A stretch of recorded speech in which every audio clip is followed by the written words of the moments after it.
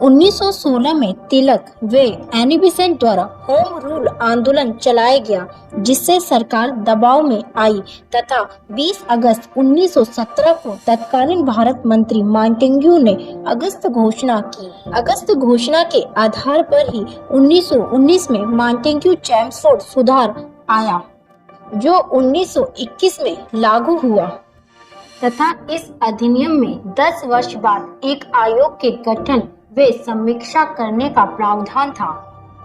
उधर भारतीय भी मॉन्टेग्यू चेम्सफोर्ड सुधार से असंतुष्ट थे तथा वे इसकी समीक्षा की मांग भी कर रहे थे। इस समय ब्रिटेन में कंजर्वेटिव पार्टी की सरकार थी। 1928-29 में ब्रिटेन में चुनाव होने वाले थे, जिसमें लेबर पार्टी की जीतने की संभावना थी। इस कारण 1927 में ही साइमन कमीशन का गठन कर दिया गया, जो कि 1931 में होना चाहिए था। इसके साथ ही इरविन ने भारत में होने वाले विद्रोह को देखते हुए भारतीयों को शामिल न करने की भी अपील की थी। अतः समय से पहले ही जॉन साइमन की अध्यक्षता में साइमन आयोग का गठन 8 नवंबर 1927 को कर दिया गया। इस आयोग में 7 मेंबर थे, पर कोई भी भारतीय न होने के कारण इसका संपूर्ण भारत में विरोध हुआ, क्योंकि चर्चा भारतीय परिवेश में होने वाली थी। इस पर अंग्रेजों ने तर्क दिया कि इसकी रिपोर्ट ब्रिटिश संसद में रखी जाएगी, इसलिए इस आयोग के सभी 7 सदस्य ब्रिटिश संसद के सदस्य हैं। वहीं दूसरी तरफ भारतीयों का मानना था कि इस आयोग के सभी सदस्य अगर ब्रिटिश संसद से ही लेने थे, तो ब्रिटिश संसद में भी उस समय 2 भारतीय थे, उन्हें क्यों नहीं लिया गया। जिसके कारण जब साइमन कमीशन 3 फरवरी 1928 को भारत पहुंचा, तो इसका काफी विरोध हुआ। 1927 में कांग्रेस का वार्षिक अधिवेशन मद्रास में हुआ तथा इसके विरोध में प्रस्ताव पास किया गया। कांग्रेस ने इसे श्वेत कमीशन कहा। 3 फरवरी 1928 को साइमन कमीशन बम्बई पहुंचा, जहां इसका भारी विरोध हुआ। इसके बाद साइमन कमीशन देश में जहां भी गया, उसका स्वागत काले झंडों तथा साइमन गो बैक के नारों से किया गया। साइमन आयोग के विरोध का नेतृत्व कलकत्ता में सुभाष चंद्र बोस ने किया, तो वहीं लखनऊ में जवाहरलाल नेहरू, गोविंद वल्लभ पंत तथा लाहौर में लाला लाजपत राय के द्वारा किया गया। तो वही बात करें मुस्लिम लीग की, तो डॉक्टर अली जिन्ना ने साइमन का विरोध किया, तो मोहम्मद शफी ने साइमन का समर्थन। पंजाब की यूनिस्ट पार्टी, मद्रास की जस्टिस पार्टी व डिस्परेट क्लास एसोसिएशन, जिसका नेतृत्व भीमराव अंबेडकर कर रहे थे, इन लोगों ने साइमन कमीशन का समर्थन किया। उधर लाहौर में लाला लाजपत राय साइमन कमीशन का विरोध कर रहे थे। विरोध के दौरान लाला लाजपत राय सैंडर्स के लाठीचार्ज से घायल हुए। सैंडर्स के लाठीचार्ज से घायल होते हुए लाला लाजपत राय ने कहा, मेरे शरीर पर पड़ी एक एक चोट ब्रिटिश साम्राज्य के कफन की कील बनेगी। तथा 17 नवंबर 1928 को लाला लाजपत राय जी की मृत्यु हो गई, जिनकी मृत्यु का बदला बाद में सैंडर्स की हत्या कर क्रांतिकारियों द्वारा लिया गया। क्रांतिकारियों द्वारा सैंडर्स की हत्या को इन शब्दों द्वारा न्यायोचित करार दिया गया। देश के करोड़ों लोगों के सामान्य नेता की एक साधारण पुलिस अधिकारी के क्रूर हाथों द्वारा की गई हत्या राष्ट्र का घोर अपमान है। भारत के देशभक्त युवाओं का ये कर्तव्य है कि वे इस कायरतापूर्ण हत्या का बदला ले। हमें सैंडर्स की हत्या का अफसोस है, किंतु वह उस अमानवीय व्यवस्था का अंग था जिसे नष्ट करने के लिए हम संघर्ष कर रहे हैं। क्रांतिकारियों ने ब्रिटिश सरकार को चुनौती देते हुए कहा, आप कितने भी कानून बनाते रहें, कितनी भी प्रकार से आप हमारा दमन करते रहे, लेकिन हम क्रांति की आवाज को बुलंद करते रहेंगे। फांसी के तख्त से भी यही आवाज आएगी, इंकलाब जिंदाबाद। इस पर यंग इंडिया पत्रिका में गांधी जी ने लिखा, नौजवानों की जो इस प्रकार के क्रांतिकारी कृत्य हैं, उन्हें ये सोचना चाहिए कि हम जिस लड़ाई को लड़ रहे हैं वो इस तरीके की 1-2 हिंसक घटनाओं को अंजाम दे करके हम विजय प्राप्त नहीं कर सकते, क्योंकि स्वतंत्रता की देवी एक विवेकपूर्ण, एक धैर्यपूर्ण और एक रचनात्मक बलिदान मांगती है। जो एक लंबे अंतराल व संघर्ष के बाद ही प्राप्त होगा। इस पर जवाहरलाल नेहरू ने कहा, भगत सिंह भले ही अपने क्रांतिकारी कार्यों के कारण कांग्रेस में उतने लोकप्रिय नहीं थे, फिर भी उन्होंने भारत के स्वाभिमान की रक्षा की। लाला लाजपत राय की मृत्यु का बदला लिया, जो एक साहसिकपूर्ण कार्य था।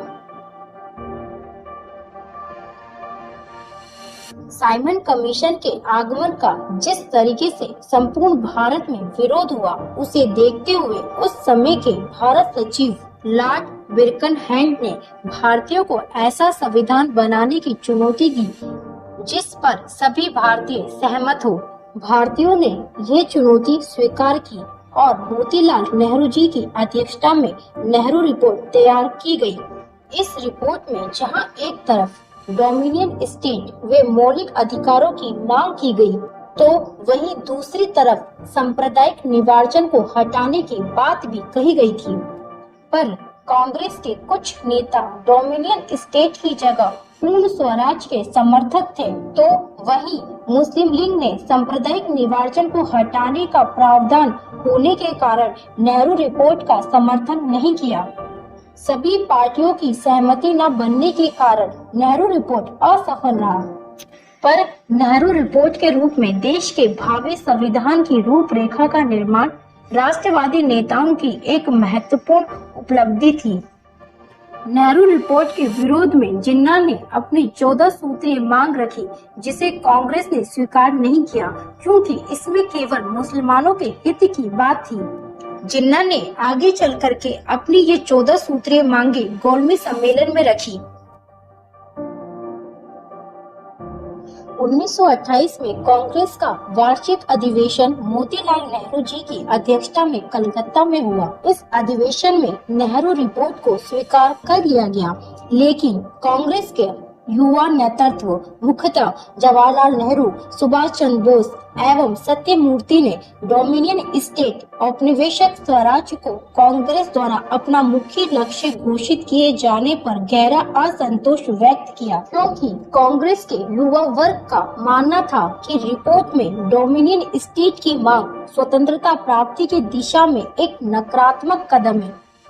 इसके स्थान पर पूर्ण स्वराज या पूर्ण स्वतंत्रता को कांग्रेस का लक्ष्य घोषित करने की मांग रखी गई। इस अवसर पर कांग्रेस के वरिष्ठ नेता महात्मा गांधी तथा मोतीलाल नेहरू का मत था कि डोमिनियन स्टेट की मांग को इतनी जल्दीबाजी में अस्वीकार नहीं किया जाना चाहिए, क्योंकि बड़ी मुश्किल से इस पर आम सहमति बन सकी है।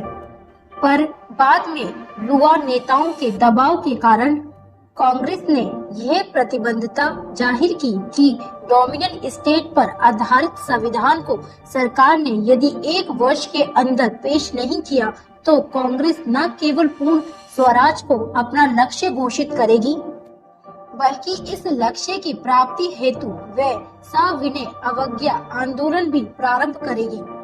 2 नवंबर 1929 को कांग्रेसी नेताओं ने दिल्ली घोषणा पत्र के माध्यम से अपनी मांगे उस समय के वायसराय रहे लॉर्ड इरविन के समक्ष रखा, पर लॉर्ड इरविन ने इन मांगों को अस्वीकार कर दिया।